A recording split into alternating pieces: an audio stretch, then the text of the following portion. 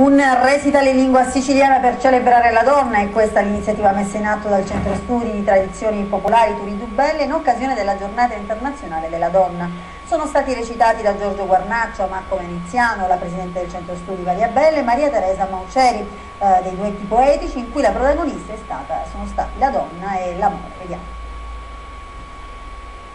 Nell'ottica maschile la figura femminile suscita idee antitetiche, da misogina a femminista, specialmente nel primo dopoguerra, quando il maschio avvertiva e osteggiò il cambiamento del mondo femminile. Il parlare della donna nelle forme letterarie quale il contrasto è una tradizione antica, a partire dal famoso Contrasto d'amore di Cielo d'Alcamo, al Tuppi Tuppi di due amanti, raccolto dalla tradizione orale e pubblicato dal Vico nel 1974, fino a Che cosa è la donna di Turidubella, scritto nel 1931, e al Contrasto sopra l'uomo, scritto da Salvatore Camilleri e Agata D'Amico sulla falsariga del duetto Bella Strano.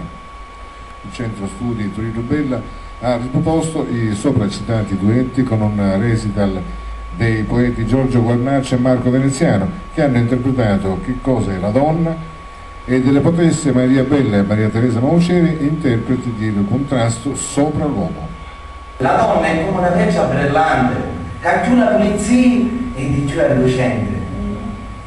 Tu la conosci, non c'è sta restante, non c'è donna e c'è divertimento.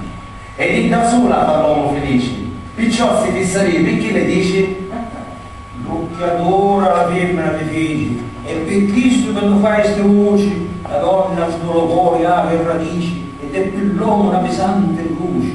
Apprucia peggio di fuggenti dici e t'avvelena parole duci. Se ti dona un minuto di piacere, poi dopo un anno ti fa soffrire. Ora mi pare che la puoi finire. Inutile che lo tolga a chiariare. Se tu Dio feci la donna, vuol dire che senza donna a casa non si può stare. Forse contro di Dio pure morire, l'opera sotto può rimproverare. Sì, veramente è una stazza l'ora, se faccio contro la mazzonatore.